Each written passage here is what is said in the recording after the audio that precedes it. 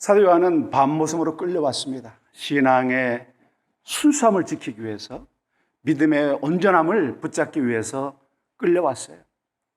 고통스럽고 힘들고 외로운 죄수의 생활, 유배된 생활, 귀양의 생활, 고립된 생활을 살고 있었을 겁니다. 자, 주님이 한 상을 보여줬습니다. 4장 5장에서 여러분 아는 것처럼 천상 예배. 내 생물과 24장로와 천군 천사와 수십만의 영들이 함께 주님을 높여드리는 그 보좌에 앉으신 주님을 경험했습니다. 마음에 벅찬 감동과 은혜가 있었을 거예요. 그래서 그 지상에서 일어나고 있는, 자신이 실제로 겪고 있는 그 로마 제국의 핍박과 고난, 그 그리스도인의 삶에 대한 그 엄청난 압박과 고통을 어떻게 이겨낼 것인가, 그 환상 속에서 위로를 받습니다. 그리고 주님께서 바로 6장에서 이 너를 괴롭히는 이 제국의 결말이 무엇인지, 이 땅의 세력이 무엇인지, 음녀 바벨론의 결말이 무엇인지, 오늘 우리의 신앙을 파괴하고자 하는 그 사단의 악랄한 결말이 무엇인지를 우리가 아주 섬세하게 보이기 시작했습니다. 6장은 심판의 장입니다. 첫째인, 둘째인, 셋째인, 넷째인을 띌 때 말들이 출현합니다. 이 말은 하나님의 심판의 도구로서 우리에게 상징적으로 나타납니다. 그리고 다섯 번째, 여섯 번째는 대심판. 다시 말하면 이 땅에 있는 사람들에 대한 극심한 환난과 천지간의 대재난, 온 천지가 뒤흔들려버리는 이런 심판의 형상을 보게 됩니다. 사도 요한은 이 심판의 장면을 보면서 하나님이 어떻게 움직이시는지를 그는 알고 위로받게 됩니다. 여러분, 오늘 제가 무서운 심판부터 보여주려고 합니다. 여러분 한번 보세요. 6가지, 7가지를 내놨어요. 그래서 첫 번째는 신발이 나타나는데 이거는 정복자를 상징합니다. 그래서 그리스도가 아니라 반대편에 있는 안티크리스트, 적 그리스도를 대변하는 정복자가 모든 전쟁을 일으키면서 땅들을 정복해 나가는 장면이에요. 두 번째는 열리면 붉은 말이 전쟁을 일으킵니다. 그 다음에 세 번째는 거물 말이 땅의 기근과 기아현 상태로 빠뜨립니다. 식량 부족 상태에 들어가죠. 네 번째 말은 청황색 말인데요. 미쳐 날뛰는 사망, 모든 사람들이 죽음에 이릅니다. 전 인류의 4분의 1이 죽음을 당하게 되죠. 그리고 다섯 번째, 다시 주님은 이 장면을 땅으로 보내줍니다. 그래서 하늘에서, 땅에서 있는 4가지의 심판 다음에 다섯 번째는 하늘의 형상을 통해서 믿음으로 순교한 이들을 향한 하나님의 메시지가 있습니다. 그리고 여섯 번째, 오늘 6장 마지막이죠. 여섯 번째, 최후의 지진. 피조 세계를 완전히 심판하셔요. 마지막 7번째는 이제 8장에서 시작되는데, 여기 6장까지 심판이 되고 7장에서 다시 주님께서 14만 4천 명의 위로를 주시고요. 그 다음 8장에서 또 한 번의 심판을 보여서 하나님이 끊임없이 심판과 위로를 통해서 그리스도인들을 붙잡아 주시고 계십니다. 여러분, 4장, 5장에서 2일 후에라고 시작되고요. 또 7장도 2일 후에라고 시작되는데 그 2일 후에 뭐가? 하나님의 말씀의 위로 다음에 그 다음에 심판이라는 뜻이에요. 여러분, 우리 6장 1절 말씀을 같이 보겠습니다. 6장 1절을 같이 읽습니다. 내가 봄에 어린 양이 7인 중에 하나를 떼시는데 그때 내가 들으니 내 생물 중에 하나가 우레소리같이 말하되 오라 하기로. 여러분, 저는 이 1절을 보면서요, 아주 단순한 말에 관심을 가졌어요. 내가 보니. 사도 요한이 지금 보는 겁니다. 내가 보니. 그런데 어린 양이 뭘 떼요? 7인 중에 첫째인을 뗀다는 거죠. 여러분, 이 떼는 것을 요한이 본 거예요. 뗀다. 무슨 의미죠? 역사의 심판과 위로, 구원과 천국, 영원한 생명과 심판, 이 모든 것은 그리스도의 손에, 어린 양 대신 그리스도의 손에 붙잡혀 있다는 것을 말씀해 주고 있는 거예요. 세상 정치 권력이 어떤 형태를 보여도 결국은 떼시는 분은 그리스도 그분이다. 이 구속 역사의 점진성, 구속이 점점 막바지를 향해서 다가가고 있고, 아멘 주 예수여 오시옵소서. 지금 주님 우리에게 오시고 있는 거예요. 우리가 그로 가고 있는 게 아닙니다. 주님이 지금 우리에게 다가오고 있는 거예요. 이것을 누가 주관하느냐? 바로 그리스도께서 주관자 되어준다는 것을 말씀해 주시고 있는 것이죠. 여러분, 내가 봄에 요한이 보고 있어요. 그 땅에서 처절함을 맛봤던 그 요한이 보는데 인을 떼시는 거예요. 심판이 시작됐다는 것이죠. 성도에게는 위로예요. 로마 제국이 영원할 수 없다는 것. 마게도냐, 바벨론, 페르시아 모든 제국이 하나님의 영광 앞에 무너질 수밖에 없다는 것. 세상의 어떤 정권과 어떤 정치 세력도 여호와의 영광 앞에 무너질 수밖에 없다는 것을 보여주는 것이죠. 우리는 희망이 있고 영원한 나라가 있고 우리가 그걸 천상의 예배가 있다는 것을 우리에게 보여주는 거예요. 숨막히는 현실에서 너무 고통스럽고 아픈 이 현실 세계 속에서 우리 희망이 없는 것처럼 살 수가 있습니다. 지금도 아무런 생각 없이 이렇게 힘들게 살고 아프게 살고 헐벗어 살고 고통스럽게 사는 것이 우리의 팔자소관인 것처럼 우리 숙명인 것처럼 나는 그냥 교회를 다니는 사람이니까 여기 나와 있다고 한다면 여러분 다시 한번 눈을 떠서 하나님의 역사를 바라보시기를 바랍니다. 주님이 떼시고 있습니다. 주님이 주도적으로 이끄시고 있어요. 우리를 위해서 자기 택한 백성을 보호하시고 안전케 하시고 필요 모든 것들을 충분히 하시기 위해서 그렇게 이끄시고 있다는 것입니다. 우리의 희망은 그리스도에게 있습니다. 세상의 잡다한 일들 속에서 바쁘게 우리가 움직이고 거기서 좌절하고 실패하고 괴로워하고 고통스러워하지만 결국은 주님이 그 역사의 순간에 우리 한 사람 한 사람을 당신의 가장 약속된 거룩한 곳으로 이끌어내신다는 거예요. 주님이 말씀하셔요. 내가 세상에 온 것은 양으로 생명을 얻게 하고 더 풍성한 삶을 살려고 왔다고 말씀하셨어요. 여러분 생명을 얻고 영원한 이 생명을 얻고 풍성한 삶을 누리고 있습니까? 누리시기를 바랍니다. 예수님은 그 삶을 누리시기를 원하고 있는 거예요. 예수의 삶을 누리기를 원하고 있는 겁니다. 지금 고통스럽고 아프고 힘들고 일어설 수 있는 힘조차 없는 지금에도 주님은 여전히 심판을 통해서 이 땅의 모든 권력과 이 땅의 모든 세력과 이 땅의 모든 조건들을 완전히 쓸어버리고 너를 위해서 새 땅과 새 하늘을 만들겠다고 말씀하시는 분이 바로 우리 주님이신 거예요. 이걸 요한이 지금 보고 있는 겁니다. 여러분들도 요한과 함께 이 심판을 보시길 바랍니다. 그리고 우리의 삶의 마지막 희열의 순간들이 다가오고 있음을 위로받으시기를 바라겠습니다. 여러분 우리 1절 2절 말씀을 다시 한번 읽어보겠습니다. 1절 2절 같이 봅니다. 내가 봄에 어린 양이 7인 중에 하나를 떼시는데 그때 내가 들으니 내 생물 중에 하나가 우리소리같이 말하되 오라 하기로 이에 내가 보니 흰 말이 있는데 그 탄자가 활을 가졌고 멸관을 받고 나아가서 이기고 또 이기려고 하더라. 여러분 이 흰 말은 아까 얘기했처럼 정복자예요. 근데 묘한 게 이 탄자가 정복을 하는데 활은 있는데 칼이 없어요. 참 묘하죠. 근데 여기 이 흰 말을 탄 이 사람을 뭐라고 하냐면 정복자하고 안티라는 말은 이 접두어죠. 앞에 안티라는 말은 반대한다는 뜻이에요. 그러니까 그리스도를 반대하는 정복자인데 그가 뭘 이겼냐? 멸류관을 받았어요. 멸류관은 승리한 사람에게 주는 거니까 이 정복자는 패배가 없는 땅의 왕입니다. 계속 이기면서 자기 영토를 넓혀가는 거예요. 오늘 푸틴이 꿈꾸고 있는 그런 세계인지도 몰라요.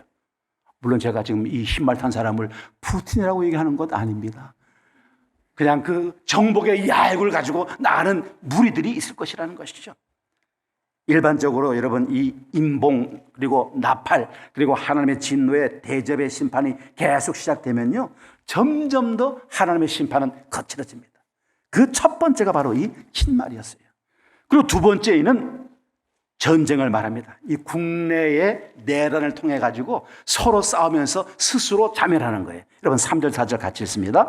둘째 인을 떼실 때에 내가 들으니 둘째 생물이 말하되 오라 하니 이에 다른 붉은 말이 나오더라. 그 탄자가 허락을 받아 땅에서 화평을 제하여 버리며 서로 죽이게 하고 또 큰 칼을 받았더라.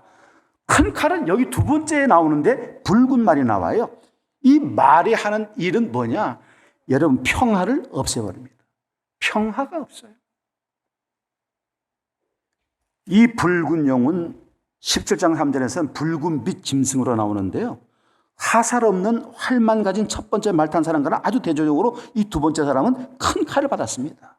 칼이 뭐예요? 백병전에 쓰는 겁니다. 그러니까 아주 전쟁에 능한 존재죠. 그러니까 아주 맹렬한 기세 군대로 내란을 통해서 국가가 전복되고 뒤집어지는 거예요. 이 특징은 뭐냐? 이제 평화는 존재하지 않는다는 거예요. 여러분, 이 와중에 그리스도인들이 있는 겁니다. 세 번째 보세요.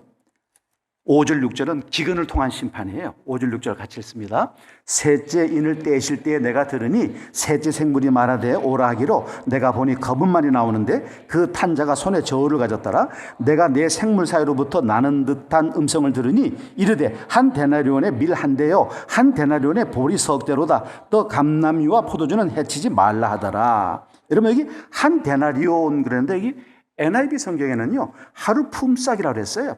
그래서 이게 무슨 얘기냐면 로마 돈으로 한 15센트 정도 되는데 이 강조점은 식량이 다 떨어져서 먹을 것이 없다는 의미로 쓴 거예요. 그래서 이 말을 이렇게 했어요.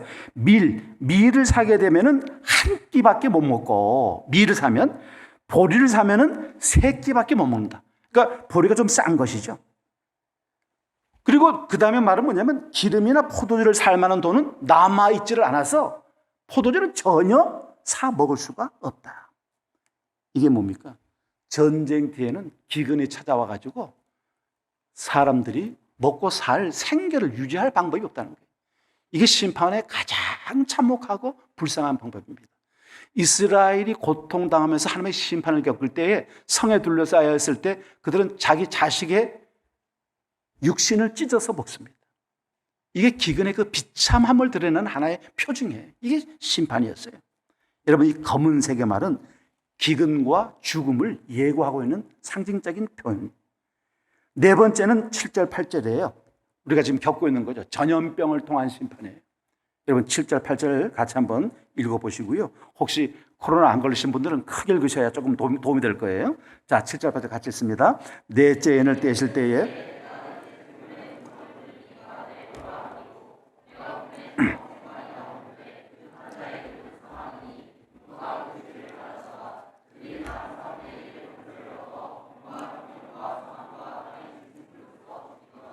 넷째 인이 떼어졌을 때 청황색 말이라고 그러는데 이게 NIV 성경 보니까 청황색이라는 말은 뭐라냐면 어두침침한 색이라고 되어 있더라고요. 그냥 어두침침한 색.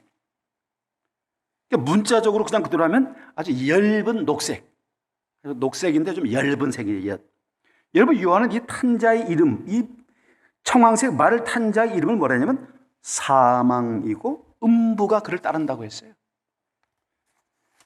전쟁과 기근의 결과가 뭐냐? 다 죽는다는 거죠. 사망과 기근. 전쟁과 기근 때문에 사람들이 전염병과 땅의 짐승들의 희생물이 되고 마는 것이죠. 정말 이 본문 보면서 놀라운 건 뭐냐면 땅의 4분의 1이 죽는다는 거예요.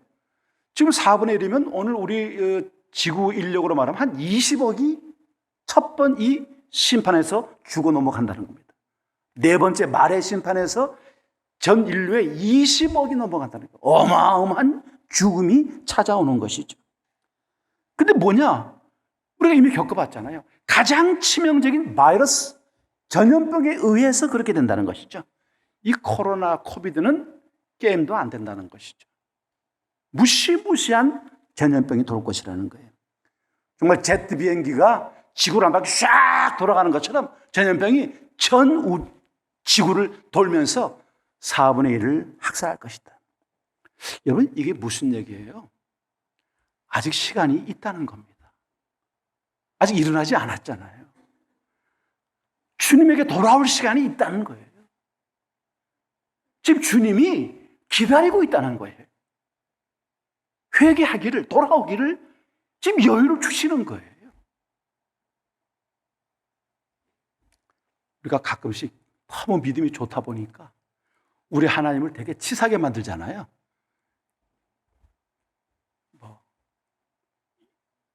이건 가짜 이해하죠. 오후 모임, 점심 맛있게 식당 가서 먹고는 오후 모임도 안 하고 차 타고 싹 도망갔다. 나가자마자 그냥 탁 트럭에 부딪혀가지고 앞 반바하고 그냥 옆에 차고 찌그러졌어. 탁 나오면서 오후 모임 빠졌더니 주님이 바로 치시는구만. 뭐 우리 주님이 깡패입니까? 괜찮아, 오후 모임 한번 빠진다고 그렇게 치사하게 안 놀아요. 또 뭐 저처럼 이렇게 뭐 삐끗해가지고 또 뼈가 팍 부러졌어. 11조를 2달 해먹었더니 또 이렇게 주님이 치료비로 다 갖고 가시니. 아이고, 우리 주님이 무슨 뭐 양아치입니까? 우리 주님 그런 분 아니에요. 지금 주님께서 이 심판의 목적이 뭐냐? 회개하려는 거예요. 돌아오라는 거죠. 아직도 너에게 시간을 주겠다는 거예요. 남은 4분의 3을 위한 메시지가 아니고 이 4분의 1을 위한 메시지죠.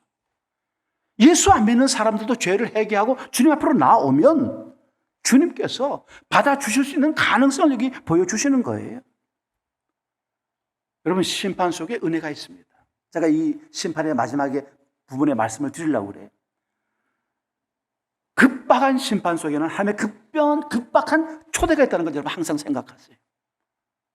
주님이 나를 부르고 있다는 것, 나를 늘 지켜보고 있다는 것, 나를 향해서 팔을 벌리고 품으로 달려오라고 하고 있다는 거예요. 여러분, 5번째 인은 9절부터 11절 말씀입니다. 같이 읽습니다. 9절부터 11절.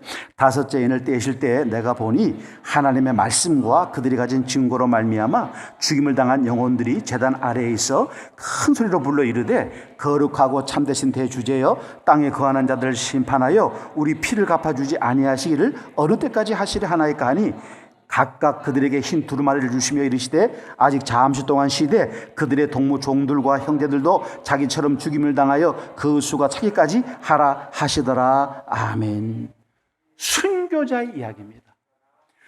내 말을 통해서 땅의 심판을 이야기하시고 난 다음에 주님은 천국으로 다시 장면을 옮기셔요. 그리고 순교당한 성도들의 탄원을 지금 듣고 계시는 것이죠. 심판의 무대는 땅이었습니다. 그러나 5번째 심판의 무대는 하늘로 옮겨집니다. 여러분, 9절 말씀 보니까 이제 주님께서 처음으로 순교자들을 만나게 됩니다. 이들은 복음을 위해서 두루 다니다가 그 전파하는 메시지 때문에 목숨을 잃은 사람들입니다. 복음 때문에 죽은 사람을 순교자라고 하죠. 예수 그리스도를 전하다가 죽은 사람을 순교자라고 하죠. 교회를 위해서 죽은 사람을 순교자라고 합니다. 주님과 복음과 교회 공동체를 위해 죽은 사람을 순교자라고 한다고 하면 이 순교자들의 탄원을 주님이 지금 듣고 계시는 거예요. 지금 그들의 영혼이 하늘 제단 아래에 있습니다. 이 순교자들의 이야기는 7장에서 아주 자세하게 묘사가 되고 있어요. 이들이 어떤 사람들인지. 여러분, 남미 선교사였던 T.S. 엘리오트는 이렇게 말했어요. 다른 사람을 향한 기독교의 최대 증거는 사람이 자기가 믿는 이유를 얼마나 논리적으로 분석할 수 있는가 하는 것이 아니라 자기의 믿음에 그가 실제로 얼마나 생명을 거는가 하는 것이다. 논리적인 복음이 필요한 것이 아니라 그 생명력 있는 복음에 자기 인생을 거는 것, 그게 진짜 선교고 진짜 신앙이라는 것이에요. 좋은 설교를 듣고 좋은 강의를 듣고 좋은 소리에 참여하는 것이 목적이 아니라 그 파생되는 삶의 힘, 삶의 영향력이 진짜 복음, 진짜 메시지를 우리에게 보여준다고 하는 것이죠. 그래서 여러분 10절, 11절 말씀 보니까 뭐라 그랬어요? 이 순교자들이 하나님께 청원합니다. 언제까지 우리의 기도를 들어주시겠습니까? 왜 우리의 기도에 응답하지 않습니까? 라고 묻는 것이죠. 주님은 순교자들에게 그들의 의의를 상징하는 흰 옷을 주십니다. 흰 옷은 그리스도를 상징하는 말이죠. 내 의가 아니라 그리스도의 의로 너희가 흰 옷을 입는다는 걸 보여주는 거예요. 그리고 순교자들은 주님으로부터 그들의 수가 다 채워지는 이 마지막 환난의 순간 끝에까지 가야 된다고 하시는 거예요. 여러분, 초대교회 교보였던 토틀리아는 이렇게 말했어요. 교회는 순교자의 피를 먹고 자라는 나무이다 그랬어요. 진정한 교회는 순교자의 피를 통해서 성장하고 확장된다는 것이죠.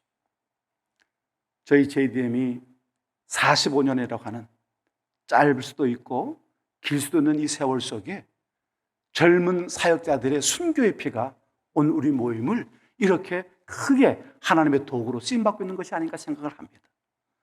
살아있는 사람들의 열정과 헌신과 수고도 기억하지만 기꺼이 캠퍼스 사역을 위해서, 만인을 그리스도의 제자를 삼는 이 비전을 위해서 30대 청춘을 바친 우리 간사들 때문에 우리 모임이 이렇게 굳게 서 있는 것이라고 저는 믿어요. 최후 심판은 반드시 있습니다.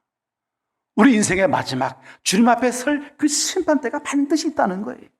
그때 우리는 하나님의 주권 앞에 서는 것이죠. 결국 여러분, 인간은 두 종류밖에 없어요. 바울은 로마서에서 인간의 종류를 헬라 문화를 중심으로 지혜 있는 자와 어리석은 자로 분류하죠. 히브리식 분류는 이방인과 율법이 있는 택한 백성, 서민으로 구별을 합니다. 로마 사람들은 제국 안에 있는 사람과 제국 밖에 있는 사람으로 구별합니다. 그래서 여러분, 우리 믿는 사람들은 딱 하나예요. 예수와 함께 있는 사람과 예수로부터 거부당한 사람들, 두 종류입니다. 그리스도인들과 넌 그리스도인들, 주님을 주로 섬기는 사람들과 섬기지 않는 사람, 인류를 두 종교로 나눈다 하면 결국 딱 하나예요. 복잡한 거 없어요. 학벌이 멀고 출신이 뭐고 아무런 상관없어요. 심판 때는 그게 우리의 관심사가 아닙니다. 그리스도가 너의 주인가? 너의 주인이신가? 너는 그분의 종인가? 그분의 백성인가? 그분의 자녀인가를 묻는 것이죠. 이게 가장 중요한 최후 심판의 척도입니다. 하나님의 말씀과 주님에 대한 믿음 때문에 성도들은 박해를 받고 순교를 당했습니다. 나도 말씀대로 살고 주님의 뜻을 행하고 하나님의 나라를 위해서 스스로 고난받고 박해를 받고 죽기까지 주님을 따르고 있는가? 이제 2주가 지나면 우리 간사들이 해외 순교지로 떠납니다. 소아시아 7교가 있는 터키와 수도원이 있는 그리스, 마틴 루터의 종교가 일어났던 독일 마틴 루터의 행적과 프랑스 왈도와 위고노의 순교, 처참한 순교를 통해서 새로운 신앙 공동체를 만들었던 그 처참한 길, 가는 곳마다 그리스도의 거룩한 성들의 피가 흐르는 그곳을 순방하게 됩니다. 저도 젊은 간사들과 함께 영국과 스코틀랜드의 언약도들, 잔혹하게 바닷가에서 바닷물에 빠져 죽이는 그런 참혹한 삶, 담 안에 가두어 놓고 굶겨서 밖에서 고기 냄새를 피면서 스스로 담을 넘어오는 사람들에게는 생명을 주지만은 끝까지 자기 신앙을 지키기 위해서 그 담을 뛰어넘지 않고 상태에 죽어가는 수많은 순교자들이 우리를 지금 부르고 있어요. 여러분, 우리는 일제시대 때 그리고 6.25 사변을 통해서 수많은 순교자들을 가지고 있는 한국 기독교는 자랑스럽습니다. 그 심판을 우리가 그 길을 갈 수가 있는가? 혹시 우리는 신앙을 취미생활로, 여흥생활로 적당히 하고 있는 건 아닐까? 지금 우리가 우리 에너지를 무엇을 위해서 주님을 쓰고 있을까? 어떻게 주님을 위해서 우리 에너지를 좀 쓰고 있을까? 그냥 예배 참여하는 것도 간신히 참여하는 건 아닐 거예요. 직장에서 믿음의 삶으로 분투하고, 학교에서 내가 믿음의 젊은인 것을 보여주기 위해서 왈도 신앙을 가지고 처절하게 비난과 핍박과 친구들로부터 조롱을 받으면서 끝까지 십자가를 붙들고 있는 삶을 사는지, 가정에서 믿지 않는 가족 때문에 마음에 상처를 입으면서 그래도 끝없이 사랑하라고 하는 그 주님의 말씀 때문에 그 사랑하는 남편과 아내와 아이들의 이름을 부르면서 씨름하는 삶을 살지언정 주님의 그 길을 가겠다는 믿음을 가지고 있는지, 주님께 세우신 이 한제 공동체를 위해서 내 가진 것, 내 시간도, 내 물질도, 내 열정도, 내 은사도, 내가 받은 은혜도 기꺼이 이것에 흘러가게 해서 내가 주님을 사랑한 것처럼 이 교회 들어오는 사람들이 나와 같은 삶을 살기로 하는 간절한 바람이 있다고 한다면 그것이 바로 순교적 신앙이라고 저는 생각을 합니다. 여러분, 주님은 우리에게 잠시 동안만 기다리라고 해요. 이 고통, 이 힘든 이 어려움을 잠깐만 기다리라고 합니다. 자, 순교 다음 6번째, 처참한 심판이 시작됩니다. 여러분, 12절부터 17절까지 말씀을 교독을 하겠습니다. 제가 한 절 읽고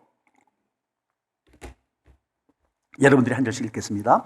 내가 보니 6째 인을 떼실 때에 큰 지진이 나며 해가 검은 털로 짠 상복같이 검어지고 달은 온통 피같이 되며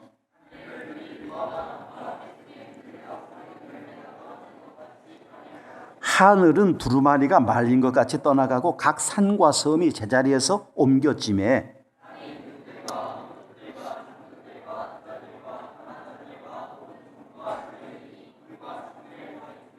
산들과 바위 위에서 말하되 우리 위에 떨어져 보좌에 앉으신 네 얼굴에서와 그 어린 양의 진노에서 우리를 가리라. 아멘. 마지막 최후 심판은요, 천지지변이 일어나는 거죠. 그러니까 자연의 모든 피조물, 자연 세계가 완전히 끝나버리는 거예요. 여러분, 6번째 인을 치실 때에 큰 지진이 있었음을 기록하고 있어요. 이 지진은 보통 지진보다 훨씬 더 극렬한 지진, 아주 격심한 지진이라고 표현이 되어 있습니다. 그래서 해가 검어지고 달이 피같이 되고 별들이 무화과나무에 선 과실이 떨어진 것 같이 떨어져서 하늘이 온통 뒤범벅이 된다는 말이에요. 그리고 15절부터 17절까지는 여기에 대한 사람들의 반응입니다. 각가지 생활 양식을 가지고 있던 이 불신 세계의 사람들, 세상 권력과 정치를 가지고 우리를 핍박했던 바로 그 사람들이 이 심판의 실질적인 효과가 뭐였느냐? 공포예요. 두려움이 온 겁니다. 여러분, 우리가 요한계시록 읽을 때 예수님이 우리와 함께 있다는 사실을 빼버리고 나면요, 우리가 똑같아요. 요한계시록을 공포로 읽게 됩니다. 공포로 읽는 것은 믿음이 없는 사람의 특징이에요. 우리는 여기서 더 큰 희망을 보게 됩니다. 불신자들은 완전한 두려움에 빠진 거예요. 그들의 교만을 무너뜨리고 계시죠. 주님의 진노는 빈부귀천이 없습니다. 나도 하나님의 왕권을 말로만 인정하지 말고 교만한 삶의 태도를 가지고 있는지를 돌아봐야 됩니다.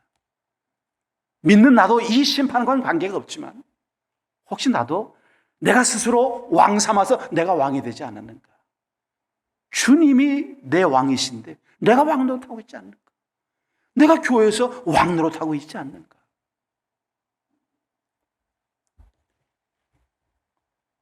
요즘 가끔씩 저희 모임과 관련된 목회자들이 교회를 사면하고 있다는 소식을 들어요. 물어봐요. 왜 그렇게 됐냐 하니까 못된 장로가 지독하게 괴롭혀서 도무지 견딜 수가 없고 그 양떼를 생각해서 참고 참았지만은 너무 견딜 수가 없어서 그만둘 수밖에 없었습니다라는 소식을 들을 때요, 너무 마음 아파요. 그 장로는 자기가 교회 왕인 줄 알았겠죠. 주님은 시다발이 저 교회 이름 팔아먹는 그런 존재로 생각했을 거예요. 이런 사람이 한두 명이 아니에요. 내가 들은 모임과 관련된 사람만도 지금 3번째 사건이에요. 얼마나 세상 권력이 교만한지 몰라요. 이 교회 타락한 권력도요, 세상 권력 못지 않습니다. 근데 여러분 16절 17절 말씀 보니까 진노의 날에 그랬어요. 여러분 17절 말씀 또 16절 말씀에 그 어린 양의 진노에서 우리를 가리라, 또 17절 그들의 진노의 큰 날이 그랬어요. 진노의 날이 뭐예요? 성경에서 보는 여호와의 날, 주의 날, 예수님이 재림하셔서 최후 심판을 하시는 날, 역사의 종말이 이루어지는 날이에요. 여러분 이사야 2장 12절 19절을 제가 보려고 그래요. 이 요한계시록의 끝장 6장에서 이사야서를 인용하고 있습니다.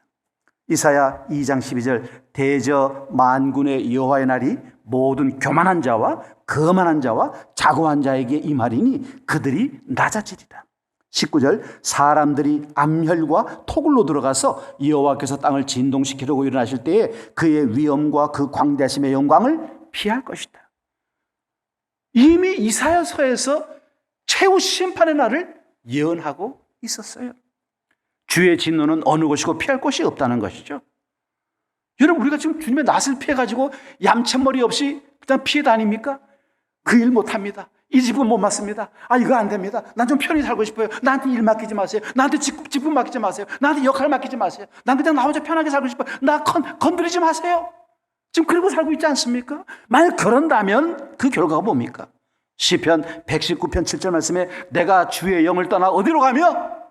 내가 주의 영을 떠나서 어디로 가며 주의 앞에서 어디로 피하리까?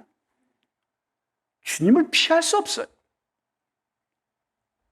주님의 진노를 당하면 참으로 무섭고 고통스럽고 참담하고 수치스러울 거예요.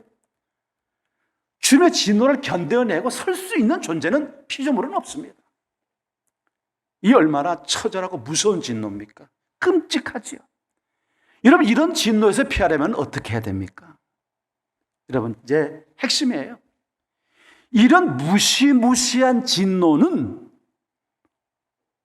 우리 그리스도인들과 관련이 없습니다.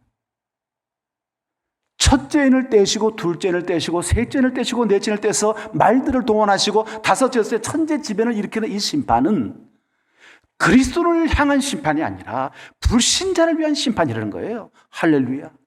이게 얼마나 우리에게 위로가 되는지 몰라요. 이 메시지는 우리를 위한 메시지가 아니에요. 세상 권력을 위한 메시지입니다. 땅을 지배하고 있는 음녀 두 짐승과 바벨론 제국을 향한 메시지입니다. 우린 nothing, 관계없어요. 우린 주의 은혜 안에 붙잡혀 있는 사람들이에요. 여러분, 두려워하지 마세요. 이 본문을 읽고 활기를 찾아야 됩니다. 그래, 나를, 내 신앙, 내 믿음, 내 삶, 내 거룩함을 방해하고 부시고 망가뜨려 했던 그 존재들에 대한 하나님의 심판이 이렇게 참혹하게 있다는 것을 여러분 위로로 받으시기를 바랍니다. 오늘 이 생생한 심판의 묘사는 그리스도인들을 겁주려고 의도하는 게 아니에요. 우리들에게 그리스도는 온유하시고 자비하시고 긍휼하신 우리의 구주십니다. 우리를 너무나 아끼시는 분이에요. 내 사랑하는 백성이 두려워 떨고 있기를 원하지 않는 거예요. 여러분, 제가 참 오래된 이야기인데요. 제가 원주 사경회를 갔는데 사경회 끝나고 숙소에 돌아왔는데 우리 아들이 예비고사 보는 날이에요. 전화가 왔어요, 아들한테서. 근데 뭐라는데, 아빠 내일 시험 보는데 기도해 주세요. 그런데요, 굉장히 애가 두려운 떠오르는 목소리가 들리는 거예요. 그 말도 아빠 기도해 주세요 그러는데 그냥 거기서 기도만 해도 안 될 것 같더라고요. 제가요, 차를 타고 거기서 원주에서 춘천까지 한 30분에 온 것 같아요. 집회 끝나고 밤 한 11시 됐으니까. 어머니 방에, 아들 방에 가니까 아들이 침대에 자고 있더라고요. 그래서 아무 소리 안 하고 걔 붙잡고요, 기도를 했어요. 평강을 위해서, 평안을 위해서. 그럼 바로 또 와서 원주로 와서 숙소에 들어갔어요. 여러분, 아버지 마음도요, 내 새끼 내 자식이 요만치만 힘들고 어려워도요 못 견뎌요. 목사가, 주님신 내 양물이, 내 양떼가 힘들고 어려우면 마음 불편하죠. 그저 여러분들 웃는 얼굴 보고 싶고 행복해하는 얼굴 보고 싶고, 목사님 걱정하지 마세요. 제가 잘 버티고 있습니다. 그래서 목사님, 기도만 해주세요. 신방 안 오셔도 돼요. 늘 내가 주님 바라보고 있습니다. 그거 바라보는 게 목사의 기쁨이고 행복이죠. 우리 주님은 택한 백성을 붙잡고 계셔요.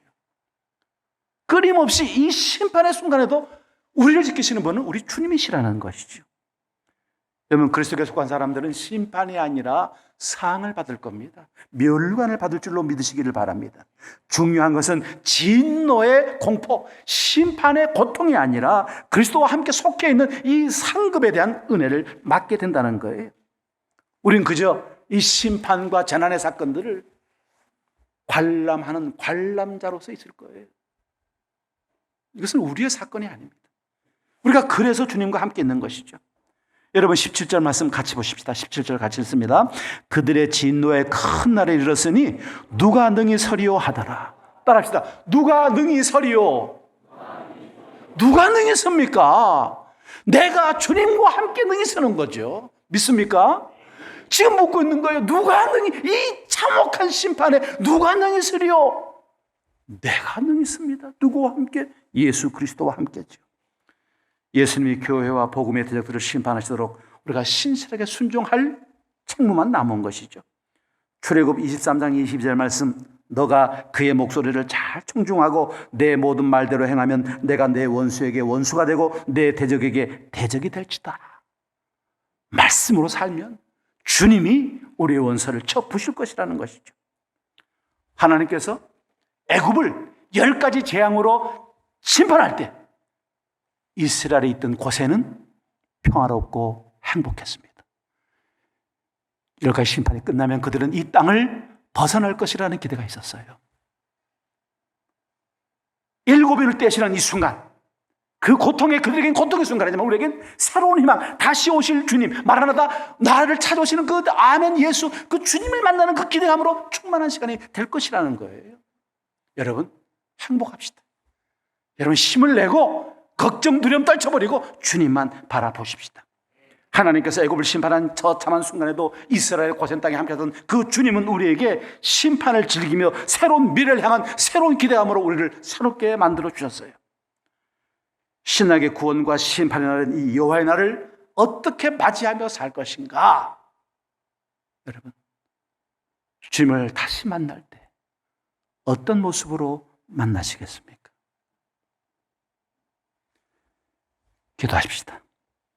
하나님 아버지, 심판의 처절한 와중 속에 인간들의 아우성과 고통과 성 무너지는 소리와 그 자만과 교만의 꺾이는 소리를 듣습니다. 주여, 우리와 함께 하신 주님 감사합니다. 영생과 은혜를 주시며 임재와 확신을 주시며 능력과 미래의 소망을 허락하심을 감사합니다. 주여, 심판이 아니라 영원한 상을 주시며 멸망을 주실 것을 믿고 감사합니다. 힘차게 걸어나가게 하여 주시옵소서. 믿음과 함께, 예수와 함께 걸어나가는 우리 모두가 되게 하시고 승리가 우리의 것이 날마다 이루어지는 이 땅이 되게 하여 주시옵소서. 주여, 연약합니다. 부족합니다. 나약합니다. 온화하시고 온유하시고 자비하시고 사랑 많으신 주님, 다시 우리를 붙잡아 일으켜 주시고 팔에 힘을 주시고 다리에 생기를 불어넣어 주셔서 활기찬 삶으로 인도하여 주시옵소서. 예수 그리스도 이름으로 기도합니다. 아멘.